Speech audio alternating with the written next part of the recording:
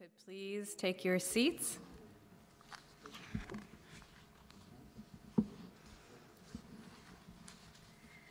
Good evening. My name is Abby Gruber, and I am the Director of the City of Westminster's Recreation and Parks Department.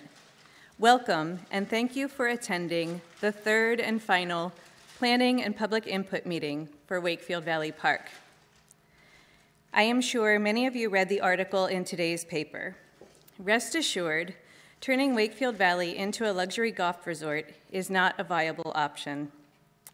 Like most of you in the room this evening, and most of you that we have heard from through the participation in prior meetings and email, we appreciate Wakefield for what it has become to the community: a serene and peaceful place for exercise, reflection, stress relief, wildlife viewing, spending time with family, and enjoying the outdoors. The City of Westminster is committed to making sure that atmosphere is protected, while at the same time adding some recreational opportunities that are in demand or missing from our current inventory of facilities. The master planning process was never intended to destroy or defy what you love most. Your comments from prior meetings provided valuable guidance in the development of the master plan. As you review the plan, please keep in mind that it is impossible to satisfy everyone's request. We did our very best to make informed decisions that not only satisfied your request for additional recreational facilities, but protected the serenity and abundant natural habitat that has become very important to so many of you. I want to take a moment to address some key points about this plan. As you will see, the development of recreational facilities was kept to a minimum and was only incorporated into areas of the park that are already disturbed and highly trafficked. If you were present during prior meetings, this area was referred to as the park core and was defined by its general proximity to the main entrance and parking lot. Recreational facility development within the park core includes the following amenities for casual community use: 4 unlit multi-purpose fields, 6 pickleball courts, a dog park, 1 playground, 1 large event pavilion with restrooms that will be available by reservation, a lawn area with an adjacent amphitheater for community events. And that's it. Of the 187 acres, the park core covers 32 acres, leaving 155 acres undeveloped. This reflects the city's desire and your request to keep the park as natural as possible while balancing the needs of the entire community. The plan before you tonight speaks loudly to your request to keep the park natural with a concentration on reforestation, native plantings, dedicated pollinator areas, open meadow space, and stream restoration efforts.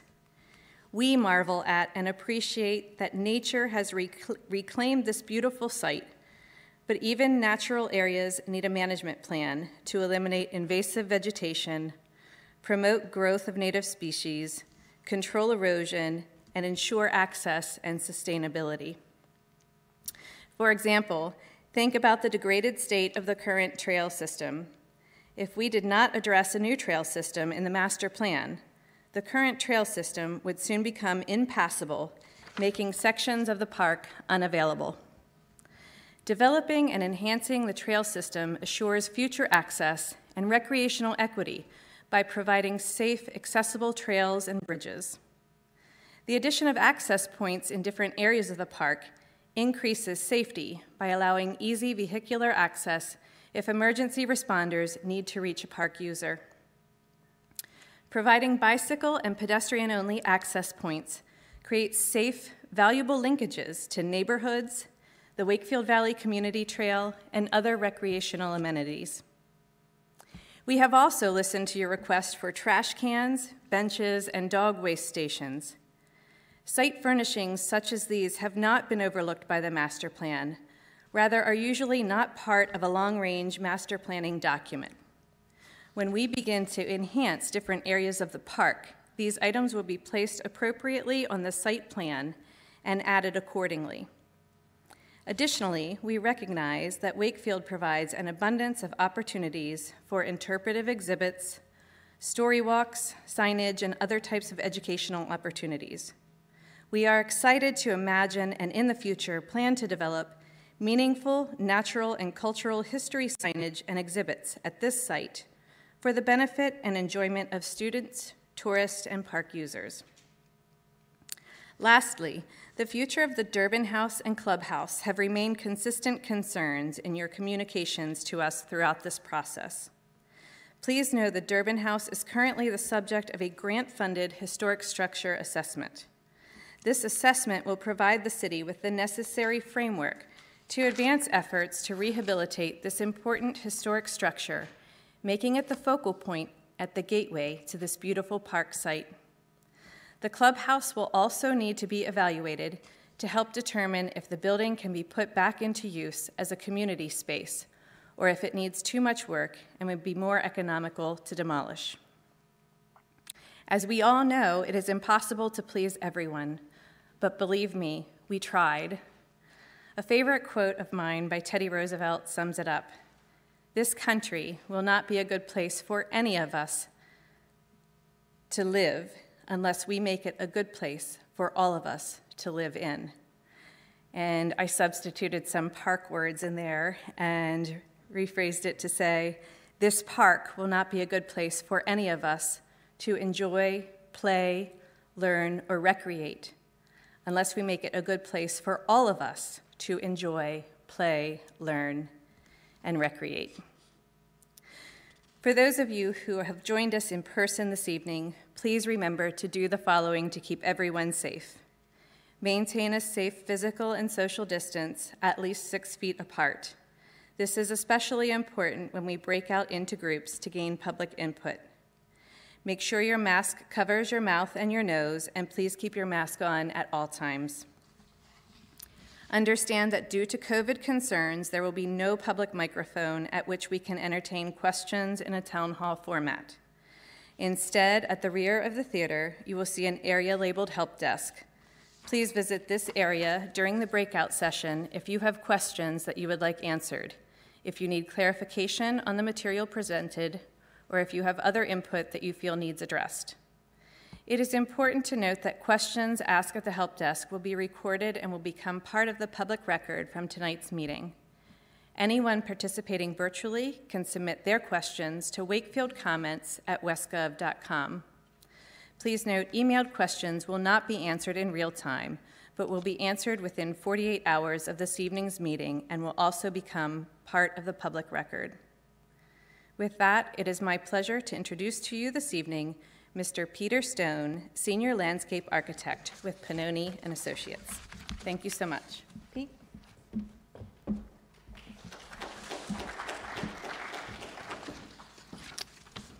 Thanks, Abby. It's great to be here again, and again, we're really excited to be working on this project, and I'd like to reiterate what Abby said, just about how the master plan will develop. The comments that we've gotten, the input has been really helpful as we've prepared this, and looking forward to presenting what we have to you tonight and then continuing the process. So just an overview again.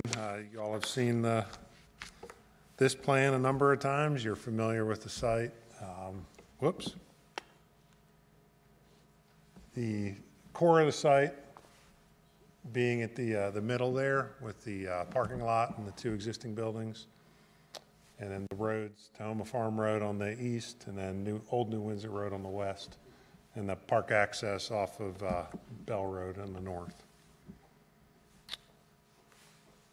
And the site being 187 acres, like Abby said, and being split by that stream valley that runs along the bottom side of the picture there.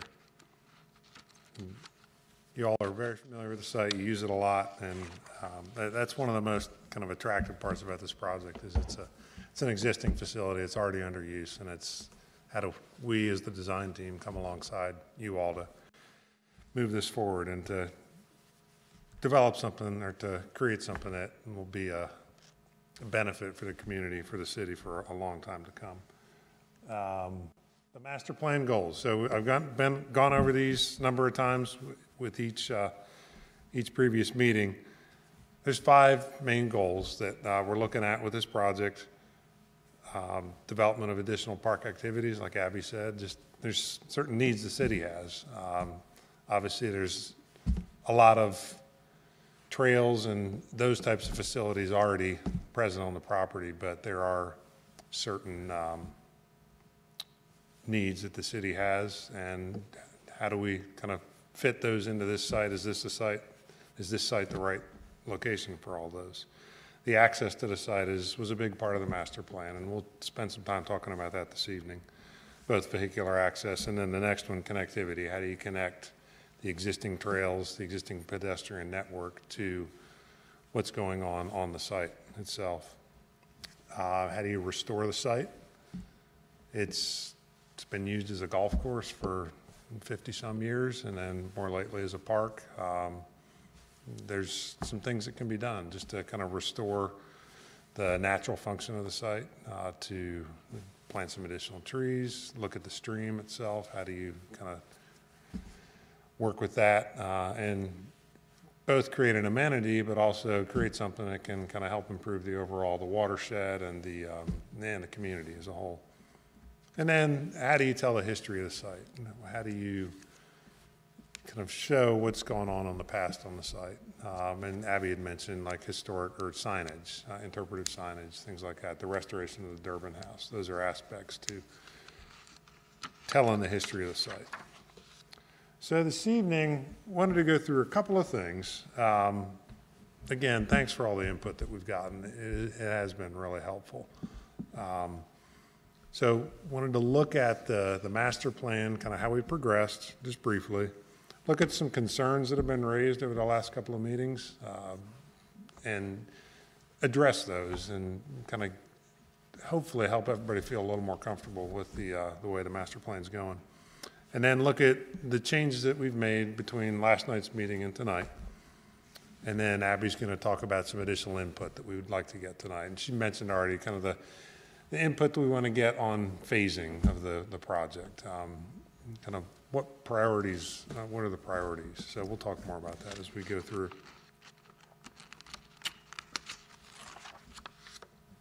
Everybody's seen this map, or everybody who's been at the previous meetings has seen this map. So this is what we call an opportunities and constraints map. It shows the areas where there's certain constraints on the property, whether it's the stream itself, floodplain, steep slopes, wooded areas, areas that we want to limit our impact to and potentially look at doing restoration activities.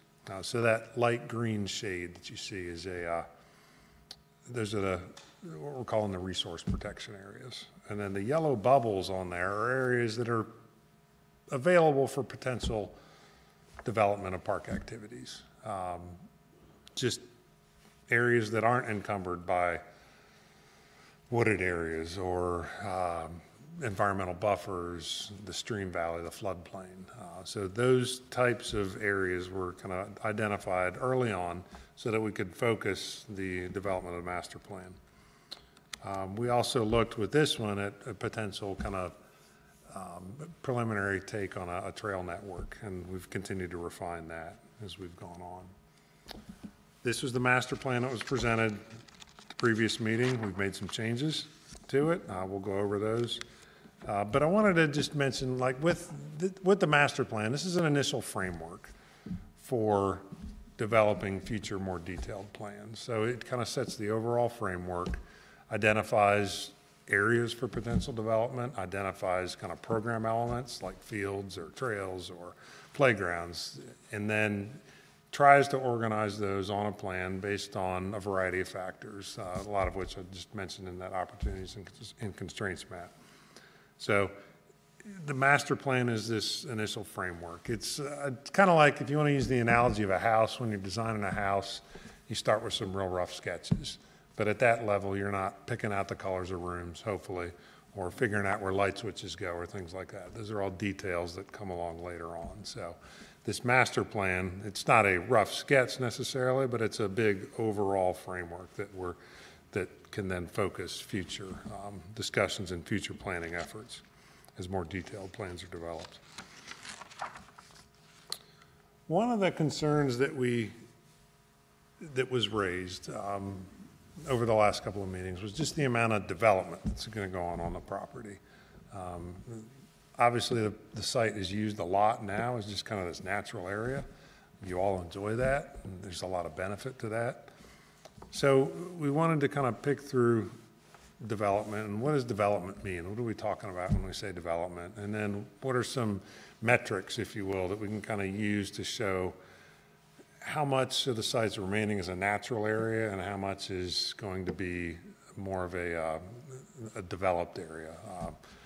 When we're talking about development, again, like Abby mentioned, we're talking about the park core largely. So that's the existing parking lot, the two existing buildings, or the Durbin House and the existing clubhouse. The area right around that, that's the park core, and that's where we're trying to focus development for a number of reasons. It's already disturbed. It's generally located away from the existing homes that surround the property. And it has a lot of infrastructure already present. It's got a parking lot that has 200 some parking spaces in it. So it's just a natural area to focus on for more the development, or the what I had called previously the destination type activities. So when we look at the site and look at the developed area, that park core versus the rest of the site, and what I'm calling the natural area, there's roughly an 80 to 20 ratio, 80% to 20% ratio of developed area, the park core, versus the natural area, the rest of the site. So largely we're trying to leave the rest of the site alone. Obviously there'll be some improvements like trails, some small shelters, and we'll talk about some access points further on. But again, trying to focus the main bulk of development there in that park core. I also looked at existing and proposed impervious areas. So an impervious surface is any hard surface, pavement, rooftops, those types of things where water can't soak through it. So if you look at the current site, there's roughly a little over 8.5 acres of impervious surfaces on the site. Again, largely in that park core. That's about 4.6% of the site. If you look at what's proposed with this master plan, it's approximately 14.3 acres, or 7.6% of the site. So there's a 3% increase in impervious surfaces. A bulk of that increase is probably going to be in providing wider trails. The trail system that's out there now is probably around an 8-foot trail, 8-foot path, and we're looking at like a 10 to 12-foot path throughout the park. So that's where a lot of that increase comes in when you're looking at the existing and proposed impervious surfaces. But that gives you an idea of kind of the amount of development. We're going from a 4.6% impervious area to a 7.6% impervious area. So it's not a huge increase.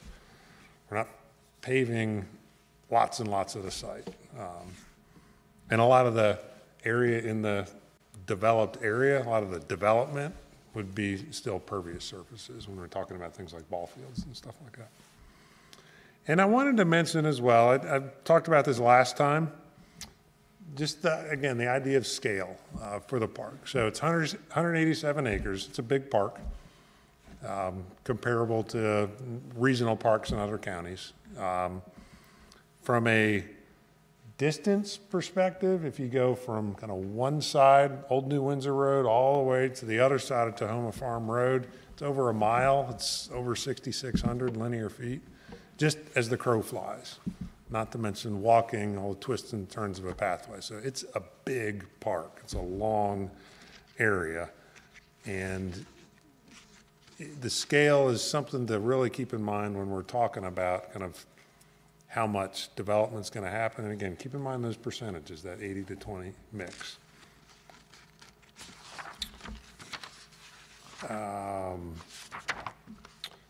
Another concern that was raised was the concert venue, or the event space that we talked about, and it's shown on the master plan. So there was concern about the size of that. What's that going to be like? Are we talking about like a wolf trap or a Nissan Pavilion, Meriwether Post Pavilion type facility? No, we're not.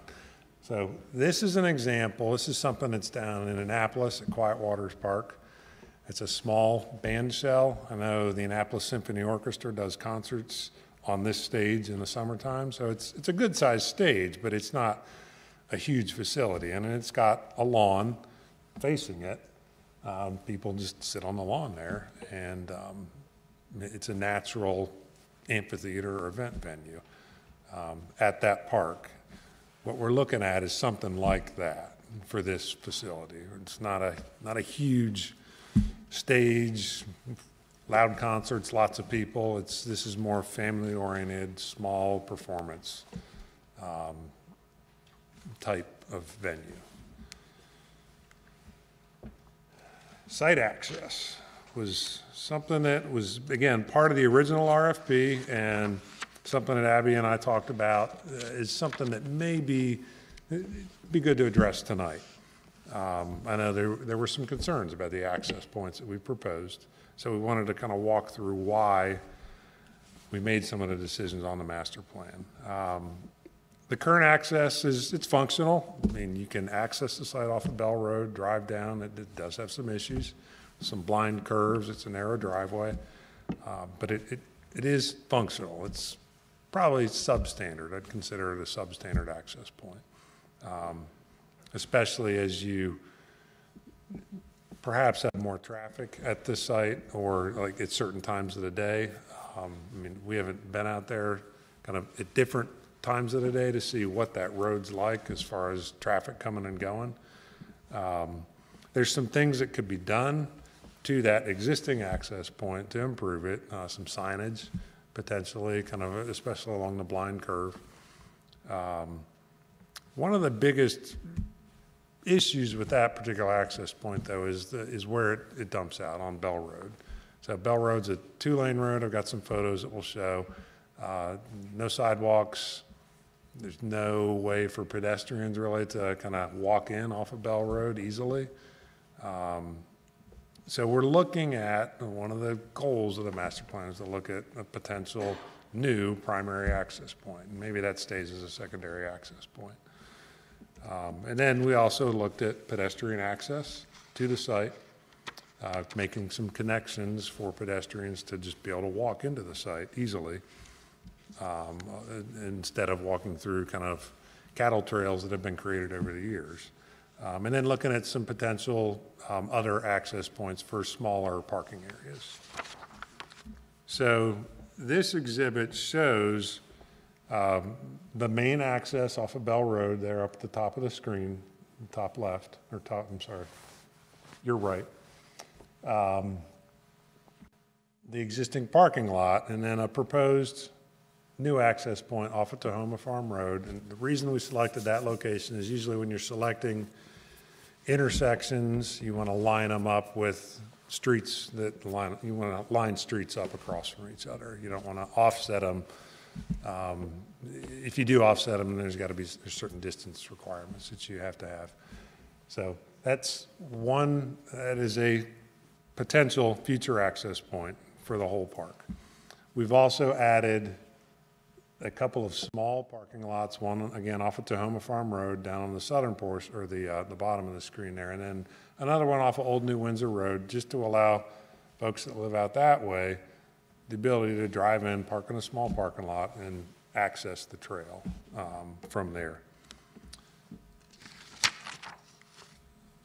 This is the current access, so you can see narrow driveway,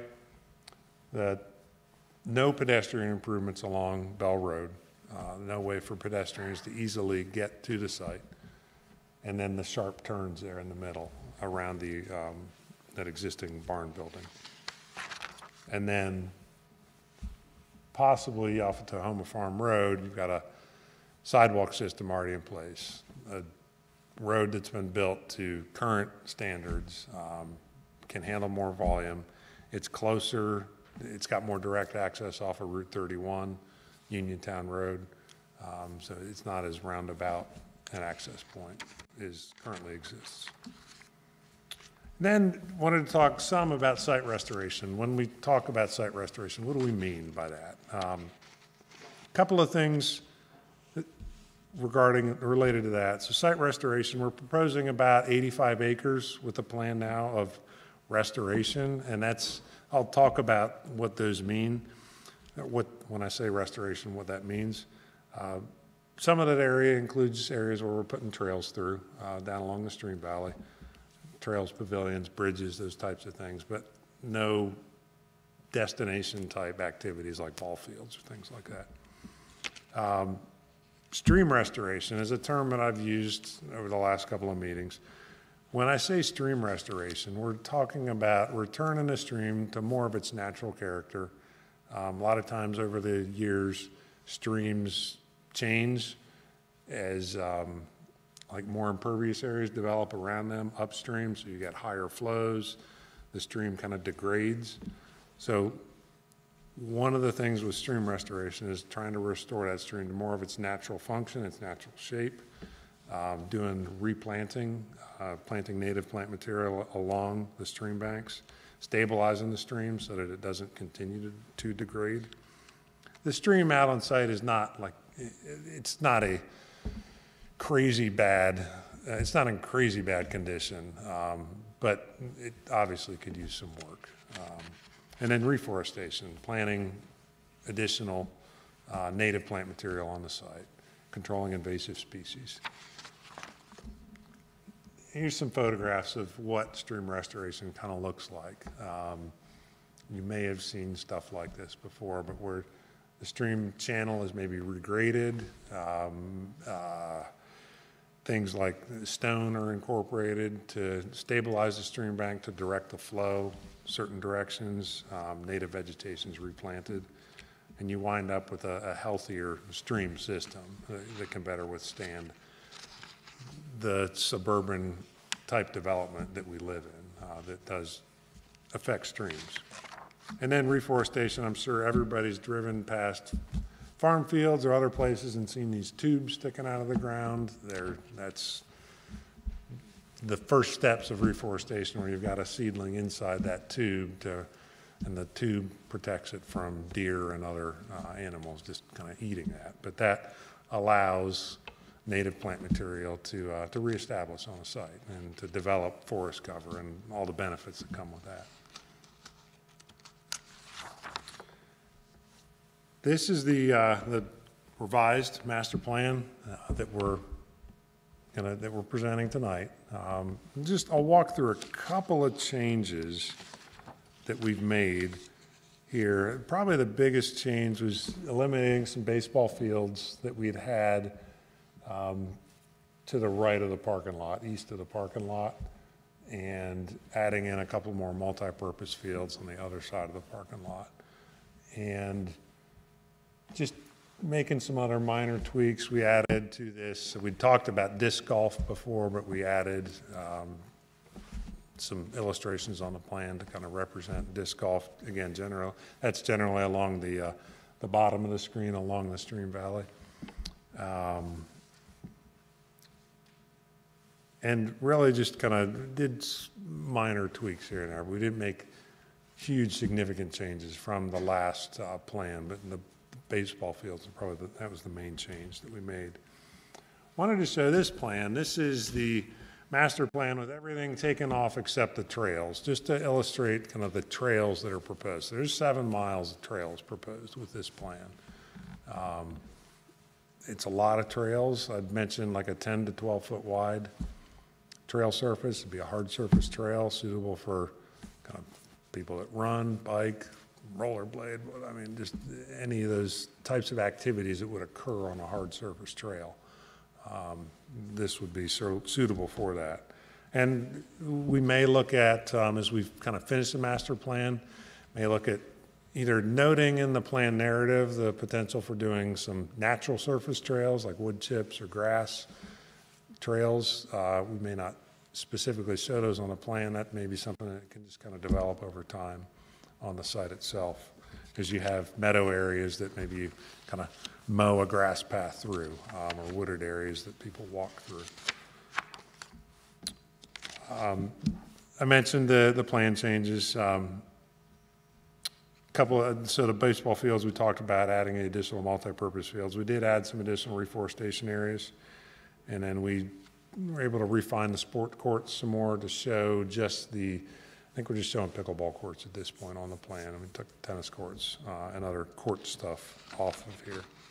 And again, just keep in mind I mentioned this previously, but the master plan, it's a framework for future improvements. So things may shift some over time, but this is a general framework to allow the development of future more detailed plans.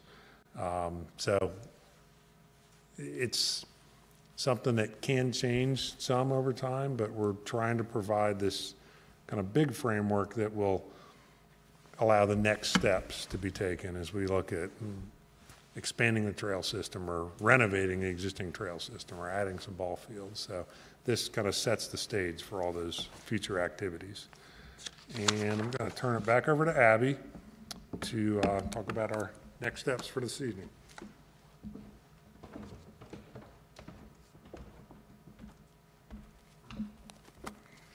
Thank you, Pete. There will be 3 opportunities for your input this evening around the perimeter of the room. We want to basically have you take a moment to prioritize some of the different categories that we broke out the facets of the master plan into.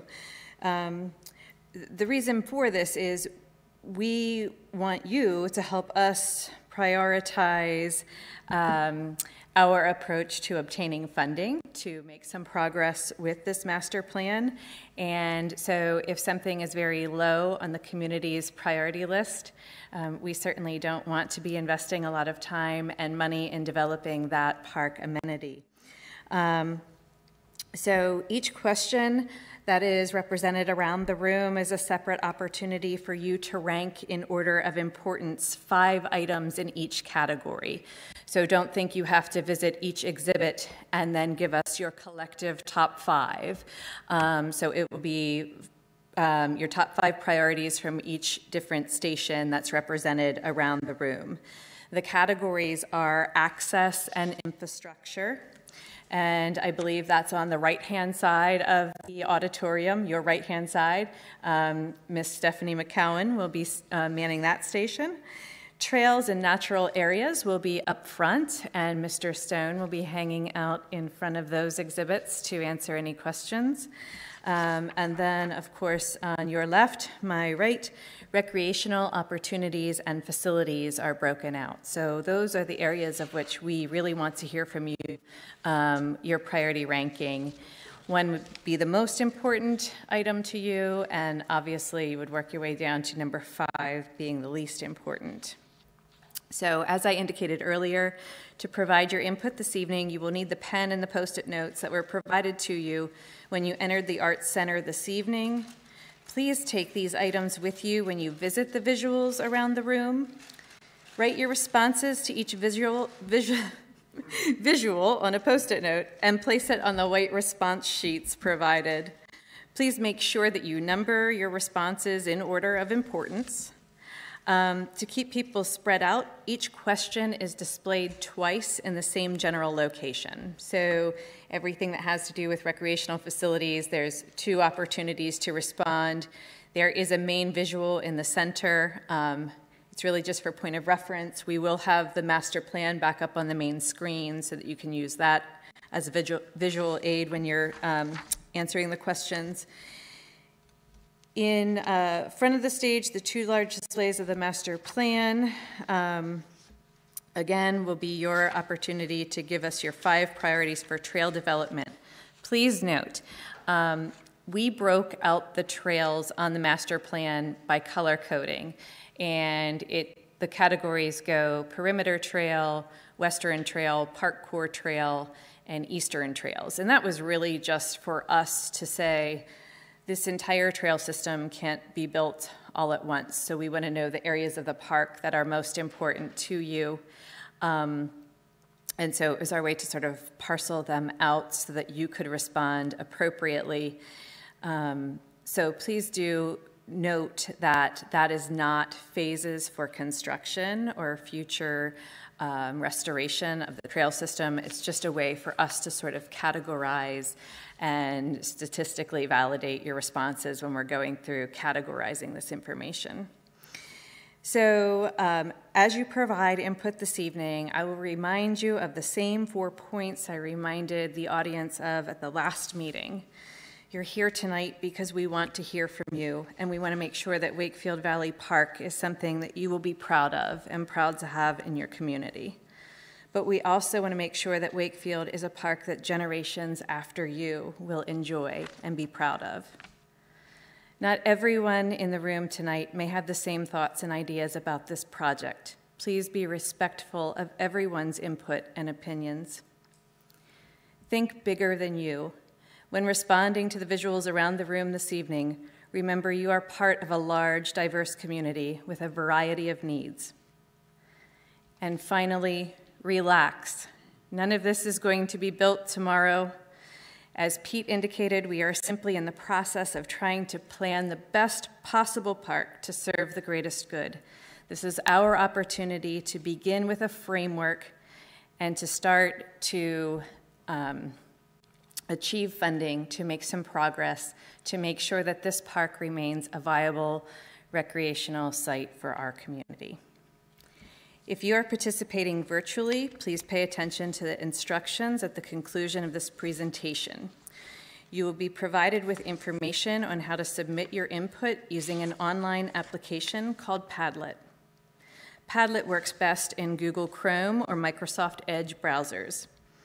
We recommend using a PC, iPad, or tablet for the best experience. Padlet does not function or display well on a cell phone.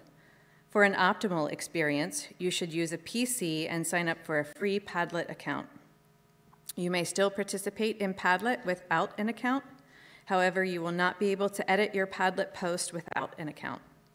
To sign up for Padlet, please visit padlet.com.